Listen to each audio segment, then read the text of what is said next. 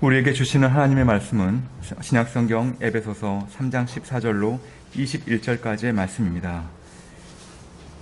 말씀을 봉독하겠습니다. 이러므로 내가 하늘과 땅에 있는 각 족속에게 이름을 주신 아버지 앞에 무릎을 꿇고 비노니 그의 영광의 풍성함을 따라 그의 성령으로 말미암아 너희 속사람을 능력으로 강건하게 하시오며 믿음으로 말미암아 그리스도께서 너희 마음에 계시게 하시옵고 너희가 사랑 가운데서 뿌리가 박히고 터가 굳어져서 능히 모든 성도와 함께 지식에 넘치는 그리스도의 사랑을 알고 그 너비와 길이와 높이와 깊이가 어떠함을 깨달아 하나님의 모든 충만하신 것으로 너희에게 충만하게 하시기를 구하노라.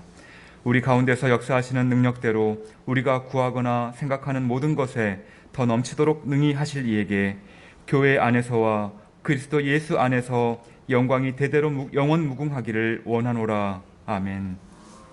이 시간 속사람이 강건해야 합니다 라는 제목으로 목사님 말씀 전하시겠습니다.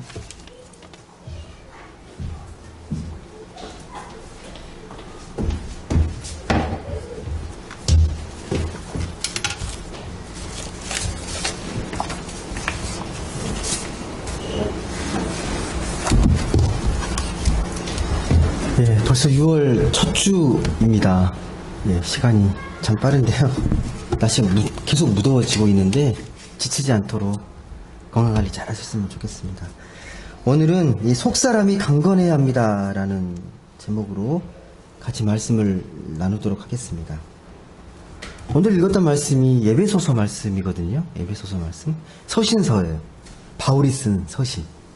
예배소 교회를 향해서 바울이 쓴 이 서신서인데 오늘 읽었던 말씀은요. 바울이 에베소 교회를 향한 간절한 마음이 담겨 있습니다.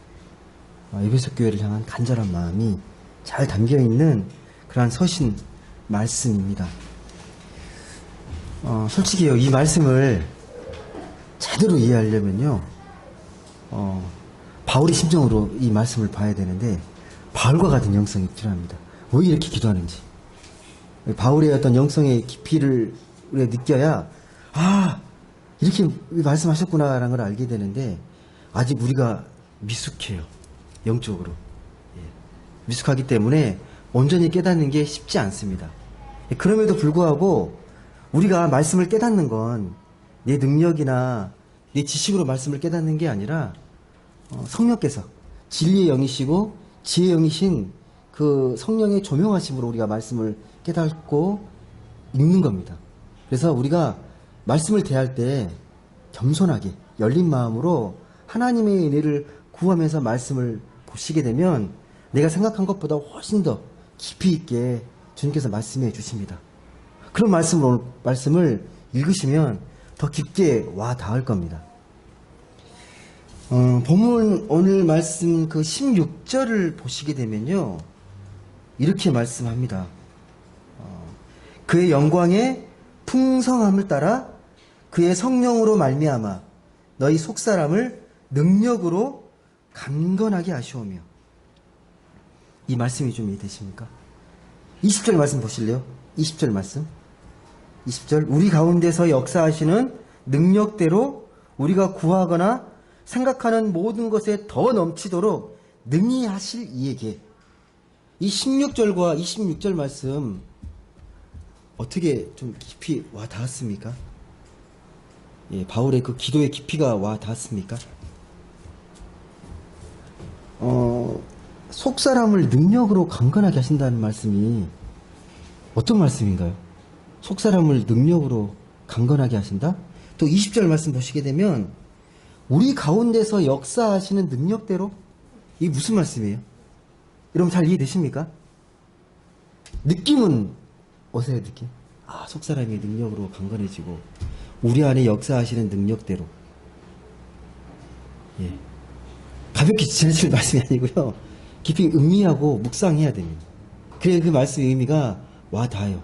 내 말씀이 되는 겁니다. 이렇게 생각할 수 있죠. 속사람이 능력으로 강건해지고 우리 안에 역사하시는 능력대로 내가 신앙적으로 속사람의 능력으로 강건해진다는 건 그만큼 신앙의 높은 어떤 깨달음의 경지에 이르게 되는 것을 표현한 것이 이런 표현일까? 아니면 내가 속사람의 능력으로 강건해지고 우리 안에 역사하신 능력대로 살아가는 것은 정말 우리가 말 그대로 영적으로 하나님의 은혜 가운데 강건해져 있기 때문에 늘 평안할 수 있다는 걸 말씀하는 건지, 아니면 이 속사람의 능력으로 강건하기 때문에 세상 사람들이 봤을 때 본이 되고 또 어떻게 보면 덕이 되어라는 그런 말씀의 차원에서 이 말씀을 하시는 건지, 여러분 어떻게 해석하시겠습니까? 이 말씀을. 이 말씀을 좀 우리가 이해하시려면요, 먼저 속사람이 뭔지 아셔야 돼요. 속사람. 속사람이 뭐고 강건해지다는 게 뭔지를 제대로 이해하셔야 됩니다. 얼핏 이해는 되시죠? 쓰시잖아요. 아, 속사람이 강건해야지. 잘 안 쓰는 말씀인가요? 뭐 성령 충만하다, 뭐 내면이 강건해야 된다. 그 중에 하나가 속사람이 강건해야 된다는 말 쓰잖아요. 어쩔 때 이 말씀을 혹시 쓰십니까? 속사람이 강건해야 된다. 속사람이 강건해져야 된다. 느낌을 아셔요, 느낌. 근데 대충 알아요. 피상적으로 알게 되기 때문에. 근데 그게 위험한 게 뭐냐면요, 대충 알게 되면요, 깊이가 없어서 그냥 잘못 자기 신앙을 합리화할 때 쓸 수 있어요.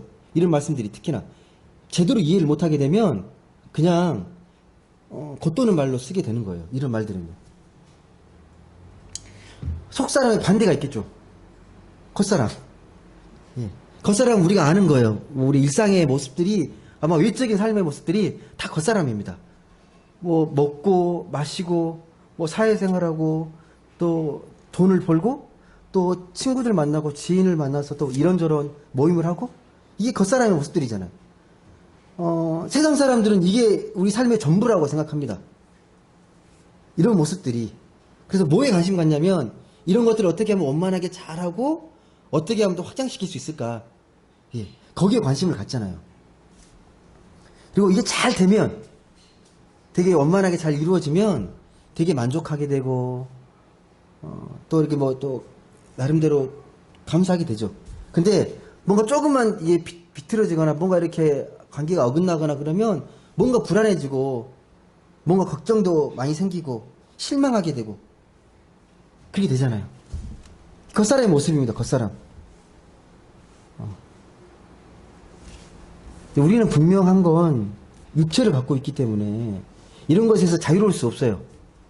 아, 우리는 믿음의 사람이고 하나님 믿는 사람이니까 이런 걸 초월해 살아야지. 말도 안 되는 소리입니다.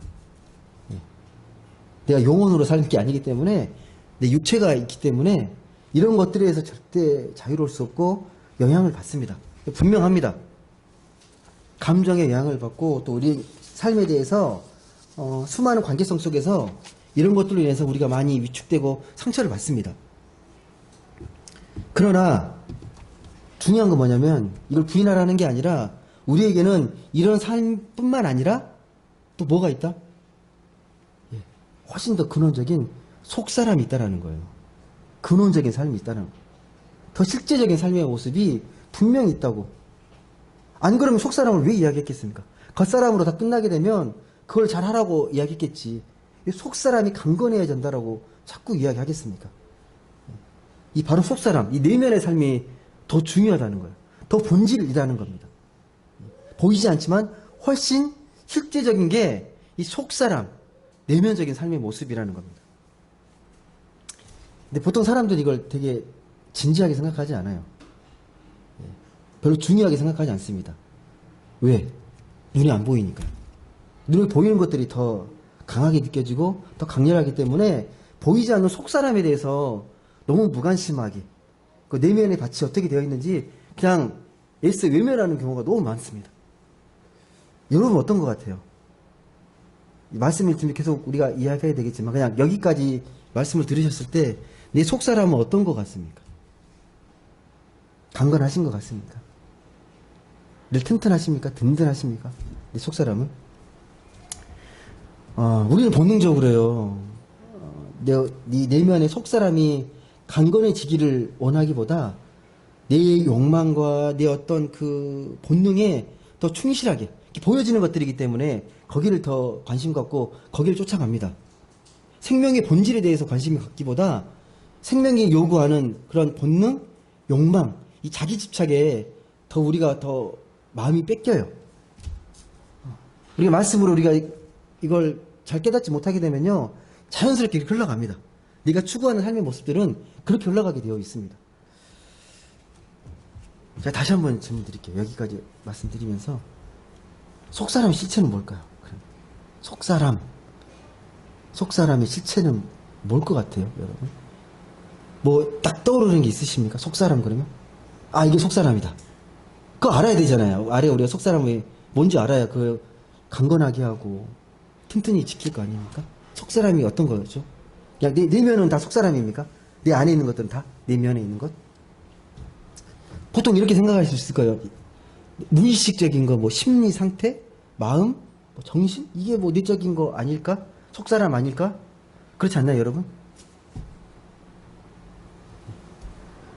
근데 여러분, 제가 말씀드린 것도요, 엄밀히 말씀드려서, 외적인 거예요. 성경적으로. 영적인 차원에서는 다 외적인 것들입니다. 우리가 정신의학적으로, 심리상담학적으로 다 그 내면의 마음을 진단하고 체크하잖아요. 외적인 것들이에요. 근데 성경이 말하는 것은요, 훨씬 깊은 차원의 것들을 말합니다. 내면의 걸 무시하라는 게 아니라 이걸 포함해가지고 훨씬 깊은 차원이 있다라는 걸 이야기하는 겁니다. 그게 영적 차원의 속사람입니다. 이걸 아셔야 돼요. 이게 뭘까? 내 안에 속사람이 무엇인지 그걸 아셔야 합니다. 제가 여기까지 말씀드려도 그래도 잘 안 잡힐 거예요.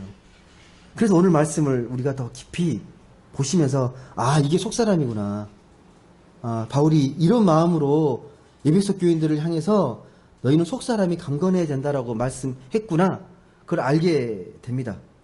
여러분, 이 17절 다시 한번 읽어보시겠습니까? 17절 말씀인데요. 3장 17절 우리 다시 한번 같이 말씀을 읽어보도록 하겠습니다. 시작. 믿음으로 말미암아 그리스도께서 너희 마음에 계시게 하시옵고 너희가 사랑 가운데서 뿌리가 박히고 터가 굳어져서.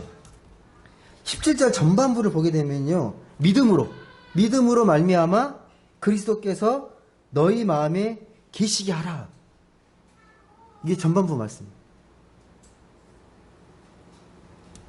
누가요? 믿음으로 말미암아 내 마음에 누가 계시게 하라고요? 그리스도. 구체적인 장소가 어딜까요? 내 마음에 어떤 곳에 계시는 거예요, 그러면요? 어떤 곳에? 구체적으로 그게 뭘까요? 알 수 없어요. 알 수는 없어요. 그냥 믿음으로 말미암아 주님께서 내 마음에 계시게 하시옵고라고 일단 이야기합니다. 이 전반부 말씀입니다. 분명한 거니까 우리 속사람은 주님이 거하시는 초소라는 거예요. 주님이 내재하시는, 임재하시는 초소가 우리 속사람입니다. 이게 첫 번째예요. 그리고 후반절에 보시게 되면 계속 이어지는데 이렇게 말씀합니다. 아까 읽었지만 너희가 사랑 가운데서 뿌리가 박히고 터가 굳어져서. 이건 무슨 말씀이에요? 이 말씀은 그러니까 내 마음 가운데 주님이 계시게 되면 어떤 변화가 일어나는지를 분명하게 얘기하는 거죠. 내가 믿음으로 주님을 내 마음에 모시게 되면 어떤 일이 나타난다? 어떤 변화가 일어난다? 사랑 가운데서 뿌리가 박히고 터가 굳어진다. 되게 좀 추상적인 표현인데 느낌은 오실 거예요. 이게 무슨 말씀인지. 내 안에 주님이 살아계시게 되면 그 주님의 그 사랑의 힘이 내 마음에 뿌리를 박게 되고 터가 굳어진다. 이 말씀이에요. 다시 말씀드려서 내가 사랑의 삶을 살아가는 바탕의 기초가 주님의 마음을 모시고 주님에게 사랑의 힘이 뿌리가 내리게 되면, 터가 굳어지게 되면 내가 생명력 있는 삶을 살게 된다는 거예요. 이 말씀을 잘 이해하셔야 됩니다. 우리가 사랑하는 것, 우리가 누군가를 이해하고 돌보고 배려하고 사랑하는 그 기초가 세상 사람들이 말하는 박애주의가 아니라 주님의 사랑이라는 거예요. 내가 믿음으로 주님을 내 마음에 모시게 되면 그 속사람에 있는 그 사랑의 힘이 뿌리가 내리고 터가 굳어져서 그 사랑의 힘으로 생명력 있게 살아갈 수 있다는 거예요. 이게 첫 번째 말씀입니다. 이걸 지금 바울이 기도하고 있어요. 에베소 교인도 이렇게 되기를. 교회 공동체가 그런 모습으로 되어지기를 간절히 원하면서 그렇게 기도하고 있습니다. 근데 여러분, 제가 말씀드린 게 여러분 쉬운가요? 사랑의 뿌리를 내리고 사랑을 기초로 살아가는 게 여러분은 어떠세요? 쉬우세요? 아니면 뭐 특별히 어렵지 않게 이렇게 할 수 있는 일들이신가요? 근데 우리가 이게 딱 실천하게 되면 이게 내면적인 거고 외적인 거고 여러분 구별되십니까? 내가 누군가를 관계를 맺으면서 또 어떤 일을 할 때 외적인 것인지 내면적인 삶의 모습에 기초한 것인지 딱 구별이 되세요? 잘 안 될걸요? 누군가가 사랑하는데 이게 가식인지 위선인지 어떻게 알아요? 겉으로 드러나는 것만 갖고 알 수가 없잖아요. 예. 누가 사랑이 뿌리 내리고 살아가는지 우리가 겉으로 드러나는 걸로 판단하기는 어렵습니다. 할 수도 없습니다. 근데 일반적으로 이렇게 이야기를 하죠. 일반적으로 마음이 좀 따뜻하고 좀 이해심이 많게 되면 사랑이 많은 사람이다라고 우리가 생각할 수 있습니다.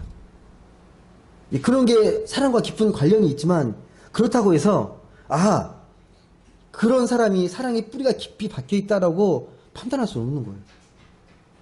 왜 그런지 아세요?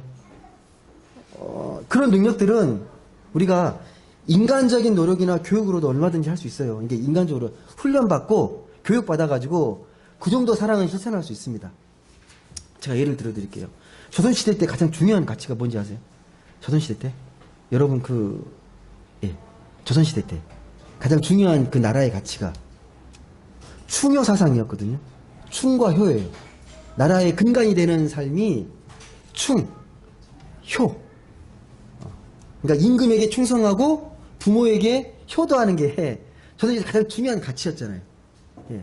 그래서 그런 분위기 속에서 임금에게 충성하고 부모에게 효도하는 건 당연한 거고요. 그걸 안 하면 짐승마도 못한 거예요. 금수마도 못한 사람인 거예요. 사람을 대접받지 못합니다. 대표적인 게 연료문이잖아요. 연료문 아시죠? 연료문이 왜 세워져요? 남편을 일찍 여의고 평생 뭐 재혼하지 않고 만나지 않고 이렇게 수절하게 되면 나라에서 정말 장하다고 경리하게 세운 게 연료문이 있잖아요. 지금 만약에 그걸 또 시행한다면 어떻게 될까요? 난리 날걸요? 말도 안 된다고? 그때는 그게 가장 귀한 가치였는데 지금은 그렇지 않잖아요. 그러니까 그 당시에 필요한 사랑, 그 당시에 필요한 그것들로 충분히 교육이 될 수 있는 겁니다. 예. 오늘 말씀은 본질이 그거예요. 주님이 내 마음속에 들어오셔야 참 사랑이 가능하다. 주님이 내 안에 들어오셔야, 내 마음에 들어오셔야 참 사랑이 시작될 수 있다라는 겁니다. 바뀌면 안 된다는 거예요. 내가 뭐 어떤 열정과 의지로 사랑하겠다가 아니라 내 안에 정말 사랑이 있는지, 내 안에 주님이 잘 계시고 그 사랑의 뿌리가 내려지고 터가 굳어지고 있는지를 보셔야 합니다. 저번에도 이야기했지만 예수 믿지 않은 사람도 사랑을 실천하는 사람들 많잖아요. 얼마든지 많습니다.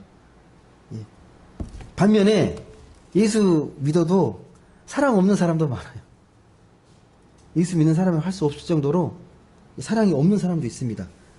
그러니까 사랑은 내가 의지적으로 내 마음의 작용이 아니라 훨씬 더 근원적인 거죠.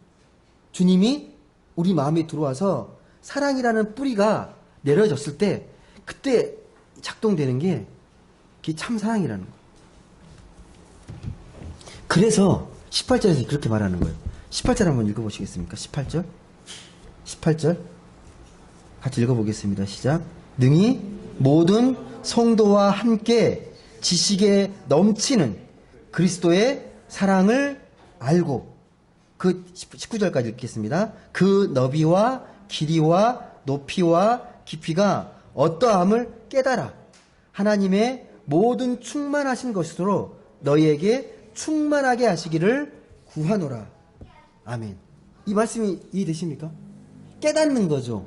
능히 모든 성도와 함께 지식에 넘치는 그리스도의 사랑을 알고. 어떻게 하는 거예요? 내 마음에 들어오시는 그 주님을 모시게 되면 그 그리스도의 사랑을 알게 되고, 그 사랑을 통해서 하나님이 어떤 분인지 알게 되는 거예요. 하나님이 얼마나 깊이가 있고 넓고 그 다음에 깊이가 있고 넓이가 넓으시는지 하나님의 신비의 차원을 알게 된다는 거예요. 무엇으로요? 하나님의 그 마음을, 내 사랑을, 하나님의 사랑이 내 안에 들어오게 되면 하나님의 신비를 깨닫게 된다는 겁니다. 이게 사랑하게 되면 하나님이 어떤 분인지 알게 된다는 겁니다.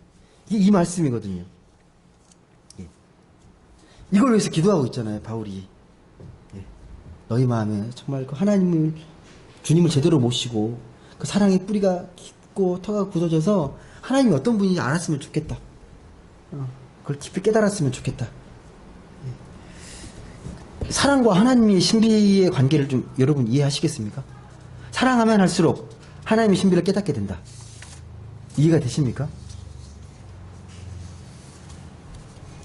그럼 여러분 약간 더 구체적으로 들어가 볼게요. 사랑이 뿌리 내린다. 이것도 우리가 대충은 이해할 수 있는데 좀 더 깊이 이해해 보세요. 사랑이 뿌리 내린다는 말이 어떤 말입니까? 어떤 게 사랑이 뿌리를 내린다는 말이에요? 사랑이 뿌리를 내렸다는 건 여러분이 어떻게 신앙적으로 우리가 체험할 수 있습니까? 뭐 표현을 다 할 수 있는 건 아닌데 어떤 걸 말하는 걸까요? 사랑이 뿌리 내린다.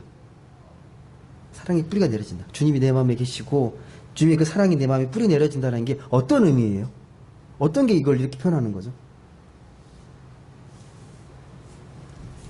좀 바꿔서 표현하면요. 주님의 사랑이 내 안에 뿌리가 내려진다. 하나님께 완전히 의지하며 살아간다는 말이거든요. 하나님께 의지하며 살아간다. 이게 사랑이 뿌리 내린다는 말입니다. 17절 말씀대로 주님이 내 마음속에 속사람에 들어오시게 되면 무슨 말이냐? 내가 자신이 비워지고 욕망이란 자기 집착에서 벗어나게 되고 하나님을 의지하는 하나님의 삶의 토대가 만들어진다는 거예요. 하나님의 토대가. 하나님이 부어주시는 그 사랑이 내가 비워졌을 때 가능해진다는 거예요. 그렇게 되면 하나님만 의지하게 되면 사랑의 준비가 시작이 됩니다. 이게 사랑의 뿌리를 내리는 과정이거든요. 계속 부딪히잖아요. 내 의지하고 하나님의 사랑하고 자꾸 부딪히게 되는데 내 마음을 비우면 비울수록 그 비워진 빈자리에 주님이 찾아오시고 주님의 사랑으로 채워진다는 거죠. 다시 말씀드리면 하나님께 의지하며 살아간다는 말입니다. 하나님께 의지하며 살아간다. 그리고 하나님께 의지하며 살아간다는 말은 하나님의 그 신비에 우리 마음을 열어둔다는 거예요. 하나님의 신비의 마음을 열어둔다는 겁니다. 여러분 살아가시면서 신앙이라는 게요. 어떨 때 가장 많이 쓰인다고 생각하십니까? 일상 속에서 신앙의 위력을 발휘할 때가 언제세요? 신앙의 힘이 위력을 발휘할 때. 아, 내가 정말 하나님 믿는 사람, 신앙이 맞구나. 어쩔 때 그게 느껴지세요? 뭔가 힘들고 어려울 때, 위기의 상황 가운데서, 그때, 뭔가 다른 걸 의지할 때잖아요. 예. 세상이 말하는 것들을 의지하는 게 아니라, 그 순간 하나님을 의지할 때. 근데 많은 경우에 하나님을 믿는다고 하는데, 평소에는 하나님을 믿고 살다가, 뭐가 좀 이게 갈급할 때, 뭐, 긴급할 때, 하나님을 찾게 되거든요. 하나님 도와주세요. 하나님 저를 좀 이렇게 좀 구해주세요. 막 간구하게 될 때가 있거든요. 근데 이게 하나님을 내가 편리할 때 불러내서 도구화 시켜서 하는 신앙이거든요. 이게 좀 심한 말로 종교의 성품화라 그래요. 하나님의 자체, 하나님의 신비의 깊이를 깨닫고 사랑을 알아가는 게 아니라 내가 필요할 때 하나님 불러내는 거예요. 이걸 보네포가 뭐라고 이야기하냐면 독일의 신학자, 위대한 목회자였던 보네포는 자동응답기 신앙이에요. 자동응답기 신앙. 필요할 때 동전 넣고 필요한 걸 골라내는 것처럼 필요할 때 내가 하나님께 이만큼 내가 충성했으니까 하나님 저 좀 도와주세요 하는 거. 자판기 신앙이라고 하거든요. 기도할 때도 그렇죠. 기도할 때. 필요할 때만 불러내요. 하나님 자체와의 깊은 만남과 사귐이 있는 게 아니라 필요할 때만 하나님을 불러내는 거예요. 그런 생각을 해봐요. 물론 그게 우리가 당연히 그런 신앙이 되어서는 안 되는데 우리 인간의 한계가 아닐까라는 생각도 하게 되거든요. 저도 그러니까. 저도 그럴 때 있으니까요.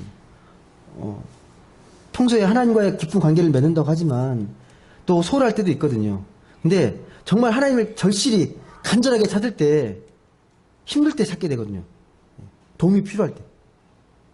그런데 그럼에도 불구하고 분명한 건요. 우리는 평소에 오늘 말씀처럼 하나님이 뿌리 내리고 하나님과 깊은 만남과 사귐이 필요합니다. 그렇지 않게 되면 뭔가 좀 어긋나게 되고 하나님을 불러내도 괜히 미안해져요. 나중에 알게 돼요. 나중에. 하나님께 기쁨으로 뭔가를 영광을 돌리고 하나님께 감사의 제사를 드리기보다 자꾸 하나님 그리스도로 불러내는 네 자신의 신앙이 되게 작아 보이는 거죠.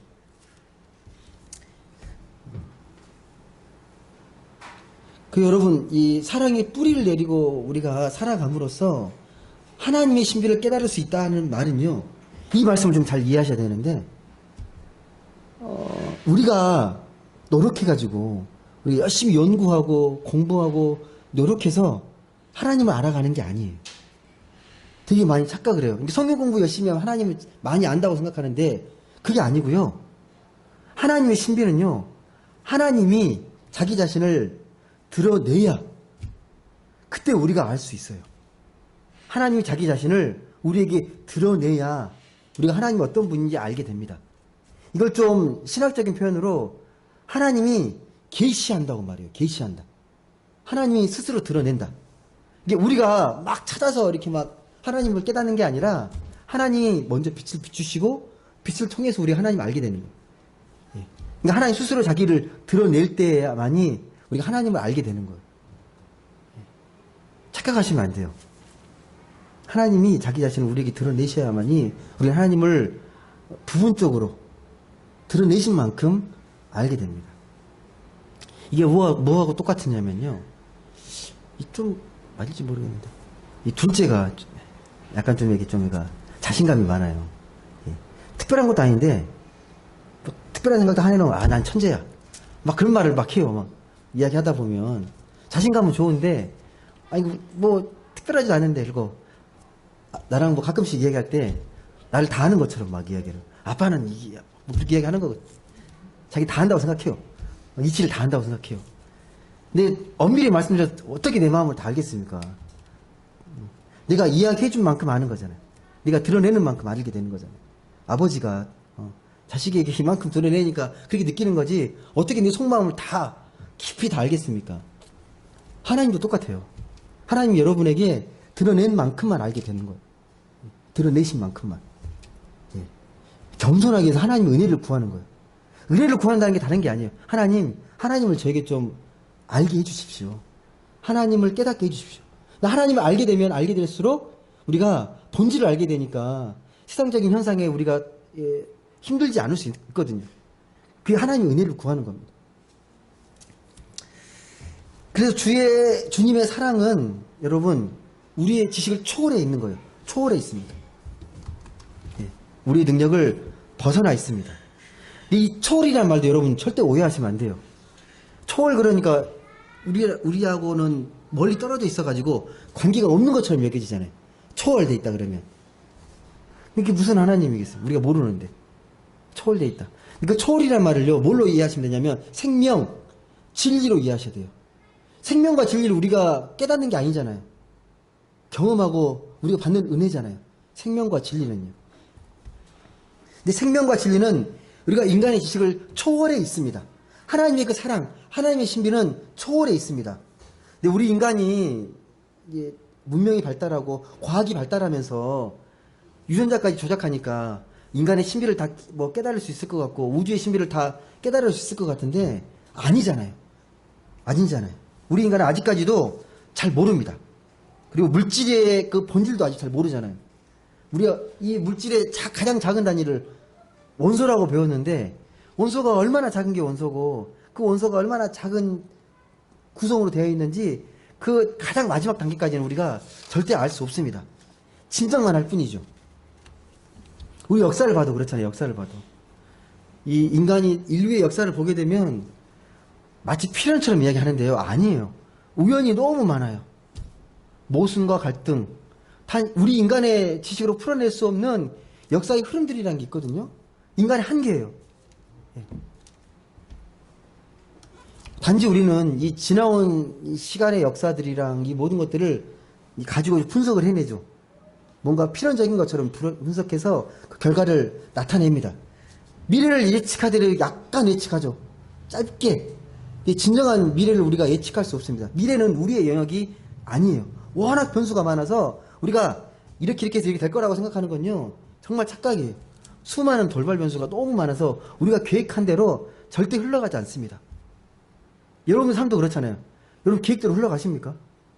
내일 이거 한다고 내일 다 되세요? 이렇게 빡빡하게 계획 세우면 그대로 계획이 진행되십니까? 안 되잖아요. 뭔가 변수가 생기고 뭔가 자꾸만 뭐가 안 맞는 것들이 생기잖아요. 그래서 뭐 재미로 물어볼 수 있는 거겠지만, 인류학자나 역사학자들에게 100년 후에 이 인류는 어떻게 될 것 같습니까? 라고 예측하라면 제대로 예측하겠습니까? 절대 못해요. 예. 그 미래의 운명은 우리의 능력을 초월해 있습니다. 이 초월이란 말을 여러분 좀 오해하시지 않으셔야 합니다. 예. 우리 생각을 뛰어넘는다는 것으로 일방적으로 강조하게 되면요, 자꾸 신앙이 관념화돼요. 추상화되고 구체성을 띠지 않게 됩니다. 예. 초월이란 말을 자꾸 쓰게 되면요, 초월성 이런 말들을 하게 되면 뭔가 자꾸 이게 관념이 되어 가는 거예요. 이게 우리 신앙에서 어떻게 나타나냐면, 제가 한번 예를 들어 드릴게요. 내가 살다가 여러 가지 일들이 벌어지잖아요. 이해할 수 없는 일들이 벌어지고 되게 힘든 일이 벌어지면 가끔 이런 말을 쓰거든요. 하나님의 뜻이 있겠지. 혹시 그런 말 쓰신 적 있으십니까? 다 뜻이 있겠지. 아니면 에이, 하나님이 알아서 해주실 거야. 이게 되게 추상적인 거잖아요. 이게 초월적인 하나님은, 이게 되게 우리 신앙이 추상화되어 있는 모습들 중에 하나거든요. 구체적으로 내 삶이 어떻게 역사하는지를 보는 게 아니라 그렇게 막연하게 그렇게 넘어가는 거예요. 아, 다 뜻이 있을 거야. 뭐 하나님 알아서 해주시겠지. 초월에 계신 하나님 알아서 해주시겠지. 이런 태도는요, 근데 초대교회 때 계속 되어던 모습들이요, 이단들의 모습들이 나타나거든요. 영지주의 아시죠? 영지주의. 영지주의 이단이 지금도 여전히 살아있는데, 영지주의 이단이 다른 게 아니에요. 영과 욕을 분리하잖아요. 영은 고귀한 거고 육체는 되게 비천한 거고 아무렇지도 않게 쓸 수 있는 것이고, 영혼만 구원받으면 된다. 그래서 예수님도 뭐라 그랬냐면, 예수님도 진짜 오신 게 아니라 가짜로 오셨다, 가연설이라고 그랬잖아요. 영으로 오신 거지 우리가 육으로 느껴지는 건 다 착각이다. 이게 가연설이거든요. 근데 초대교회 때 이걸 단호하게 이단으로 규정을 합니다. 왜?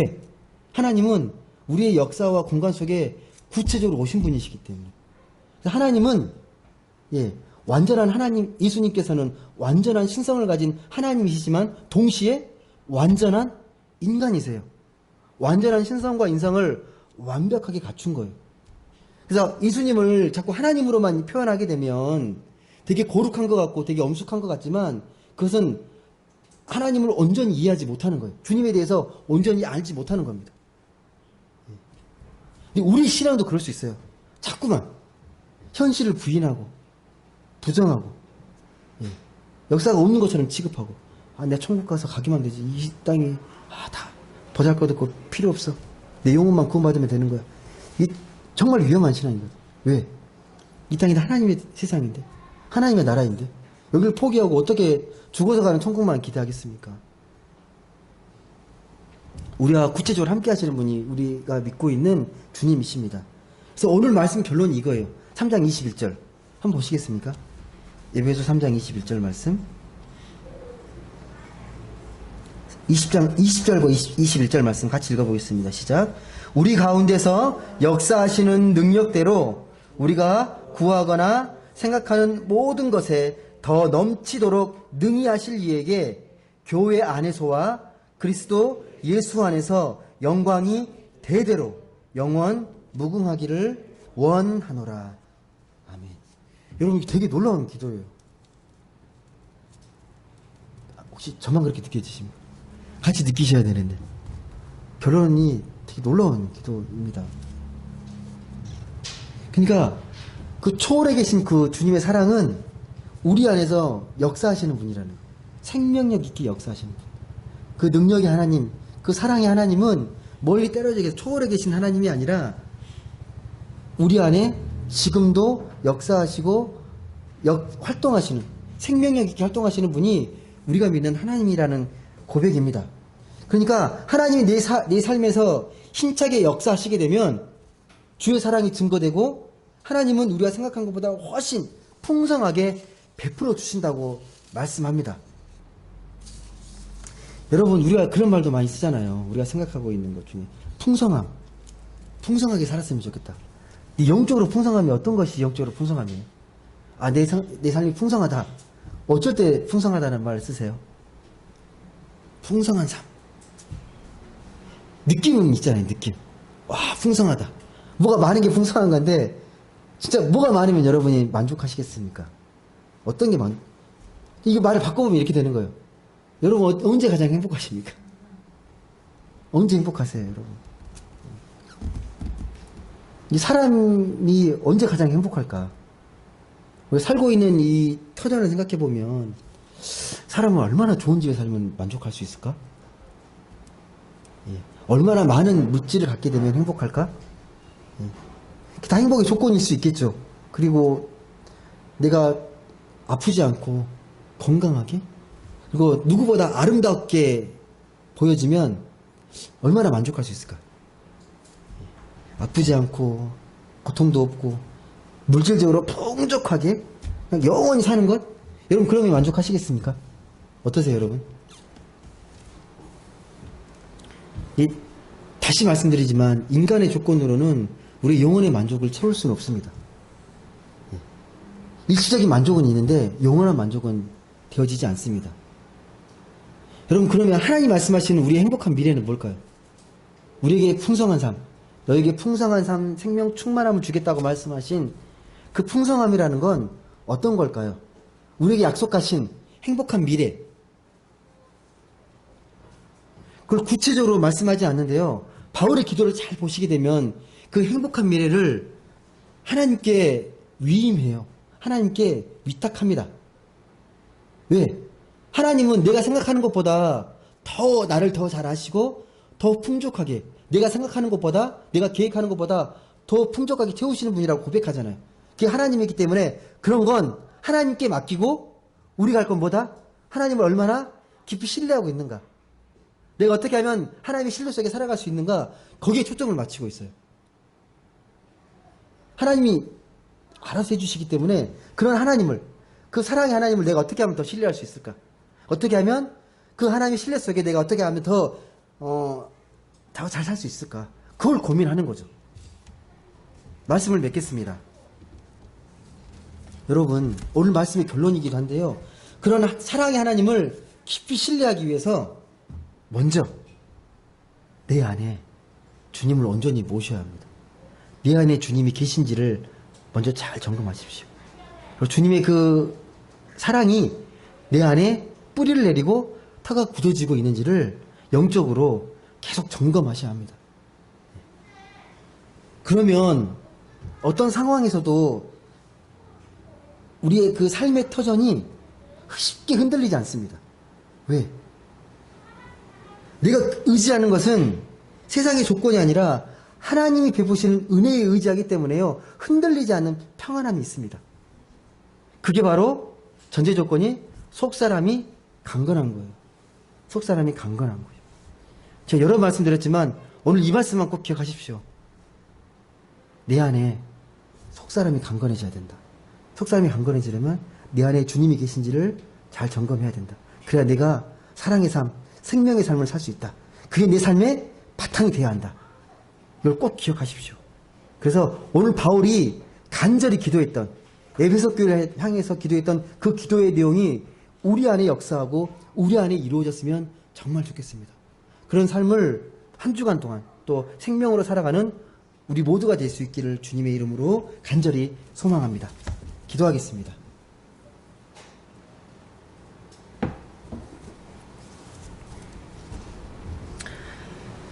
사랑의 하나님, 감사합니다. 오늘도 귀하고 복된 주일을 맞아 함께 예배하고 또 주님께 또 감사하게 하시니 너무도 감사드립니다. 하나님, 우리가 예배자로 나왔지만 내 안에 주님을 모시고 예배하는 것인지 내 생각과 내 마음을 갖고 예배하는 것인지를 다시 한번 점검하게 하시고 내 안에 주님이 오셔서 내 마음을 만져주시고 내 안에 사랑의 뿌리가 내려지고 터가 굳어져서 그런 사랑의 힘으로, 그 막강한 생명의 힘으로 이 세상에서 주님이 주신 생명의 풍성함을 누리고 살아가는 우리 모두가 되게 하여 주옵소서. 감사드리며 사랑이 많으신 예수님의 이름으로 기도드립니다. 아멘.